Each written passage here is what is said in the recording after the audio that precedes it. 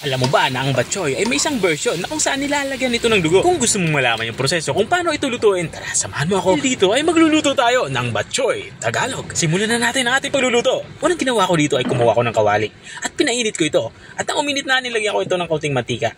At nang uminit ang mantika, sisimulan na nga tayong magisa dito. Unang inilagay ko yung bawang. Papalabasin lang natin yung aroma nito. At isinunod ko naman itong ating sibuyas. Puting sibuyas nga yung ginagamit ko dito. Pero kung may pula kang sibuyas, walang problema yan. Kahit pulang sibuyas yung gamitin nyo. At kapag ganito na itsura niya, lumabas na yung aroma nitong ating panggisang sangkap, ay ilalagay na natin itong ating karneng baboy. Kasim nga ang aking ginagamit dito.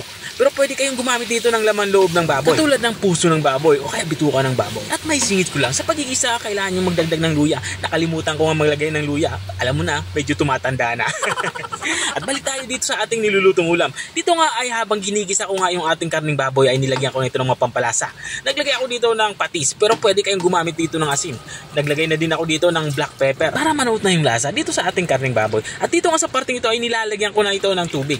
Ang tubig naman ay sapat para makapagpalambot nitong ating karning baboy. At maglalagay na din ako dito ng pork cube para buong buo yung lasa ng ating karning baboy. Tatakpan ko ito at papakuluin ko ito ng mga 30 to 45 minutes para siguradong malambot ang ating nilulutong karning baboy. At makalipas ka ng 45 minutes ay binuksan ko na ito. Dito nga sa parte ito ay sigurado akong malambot na nga itong ating karning baboy. Kaya naman ilalagay ko na itong ating atay ng baboy. Pinapahuli nga natin ito para hindi ito tumigas. Tumitigas kasi ito pag na-overcook. At matapos ko mailagay yung ating atay ng baboy, ay ihahalo ko na din itong ating dugo ng baboy. Ang gagawin ko lang ay habang ibinubuhos ko to ay tuloy-tuloy lang tayo sa paghalo para hindi ito magbobo. At dahil nga madami yung binigay sa aking dugo nung bumili ako ng karning baboy ay inubos ko ito. Nakapanghinayang kasi itapon. Pero kung gusto niyo mas lighter yung sabaw ng inyong ginilulutong batchoy Tagalog, ay kunting dugo lang yung inyong ihalo. At dito nga sa parteng ito ay tinatakpan ko na ito. Papakuloy natin ito ng mga 10 to 15 minutes para siguradong maluto ang ating inilagay na atay saka itong ating inilagay na dugo. At kung nanonood ka pa rin hanggang dito sa parte ng aking video, ibig sabihin ay nag-e-enjoy ka at interesado ka sa aking niluluto.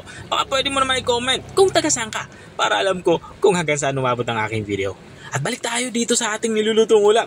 Dito nga sa parteng ito ay naglalagay na ako ng mga pampalasa. Nagdagdag ako dito ng black pepper powder at naglalagay na din ako dito ng magic sarap para mas malasa ang ating nilulutong ulam. At dito nga sa parteng ito ay nilalagyan ko ito ng miswa. Sa batchoy Tagalog nga ay hindi ito mawawala ang paglalagay ng miswa. Ang gagawin ko lang, ihiwa-hiwalay lang natin itong ating inilagay na miswa para hindi ito magdikit-dikit. At matapos kong mailagay yung miswa ay maglalagay ako dito ng siling green. At maglalagay na din ako dito ng dahon sili. Makakatulong ito para mas maging malasa at mabango ang ating nilulutong ulam. At matapos nga natin mailagay yung dahon sili ay pwede natin i-serve. Ito na nga yung ating batchoy Tagalog. Kung nakarating ka hanggang dito sa dulo ng aking video, maraming salamat sa panunood. At kung nagustuhan mo naman yung bago nating recipe ibinahagi, baka pwede mo naman to i-share. O siya, hanggang dito na lang ako. Kita-kita ulit sa mga susunod kong mga videos. Paalam! Bye-bye! Shoutout nga pala kay Lisa Sumelang Morfe ng Quezon.